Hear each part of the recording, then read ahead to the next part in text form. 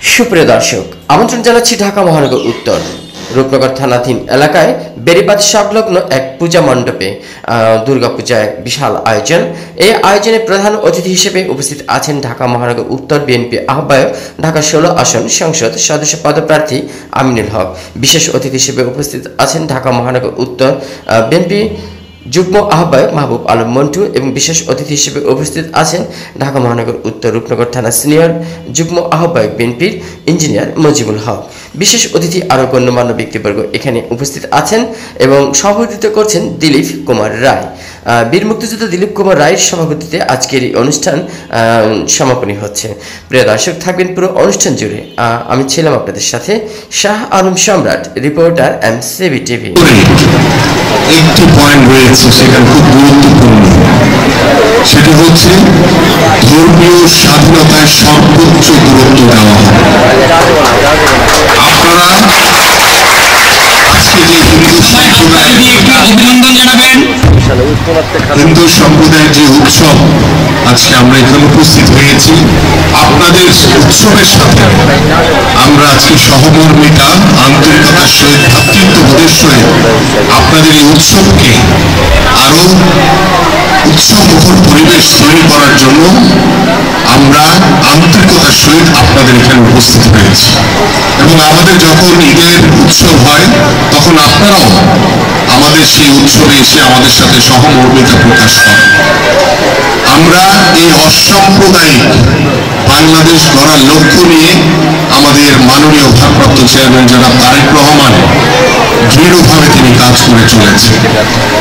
আমাদের যারা শিক্ষিত বেকার যুবক রয়েছে, আপনাদের পরিবারের হোক, আমাদের পরিবারের হোক, তাদের সকলকে সর্বোচ্চ অগ্রাধিকার দিয়ে তাদের সরকারি চাকরি বা বেসরকারি চাকরি নিশ্চিত করা হবে। পাশাপাশি আমাদের প্রত্যেকটি এলাকাতেই যে ধরনের সামাজিক সমস্যা রয়েছে, পারিবারিক সমস্যা রয়েছে, আমার বাসা বা আমার দরজা আপনাদের জন্য সবসময় উন্মুক্ত। এবং পাশাপাশি আমাদের আপনাদের যে সমস্যাগুলো রয়েছে, আমি সরাসরি দিলীপদার সাথে প্রায় আমার দেখা হয়, আমার সাথে রতনদার দেখা হয়, আমার সাথে দেবাশিসদার দেখা হয়। প্রত্যেকেই আপনাদের সমস্যাগুলো নিয়ে যখন আমার কাছে হাজির হয়, আমি সবার আগে চেষ্টা করি দাদার এই সমস্যাগুলো যাতে সমাধান করি। আমরা আগে পরে সবসময় দেখেছি, এটা একেবারেই দ্বিমত নাই আমাদের। এবং খুব দ্রুতই আপনাদের জন্য একটি শ্মশান ঘাটের ব্যবস্থা করা হচ্ছে। স্থায়ীভাবে সেটি খুব দ্রুতই হয়ে যাবে এবং আমরা আশা করি সেই দ্রুত সময়ের ভিতরে, যেহেতু আমাদের স্থায়ী বরাদ্দ হয়ে গেছে, আমরা সুন্দরভাবে এই মন্দিরটিকে গুছিয়ে আপনাদের স্থায়ী একটি যাতে পুনর্বাসন করা হয়, স্থায়ী বসবাসের জন্য সব ধরনের। আমি কোনো নেতা হিসেবে আপনাদের কাছে আসতে চাই না। আমি চাই আমি আপনাদের সন্তান, ভাই, বন্ধু হিসেবে সবসময় যাতে আপনাদের পাশে এভাবে থাকতে পারি। আপনারা আমার পাশে থাকবেন। আমরা সবাই মিলে আমরা ভবিষ্যতে একটি মানবিক বাংলাদেশ গড়তে চাই, একটি সুন্দর সমাজ গড়তে চাই।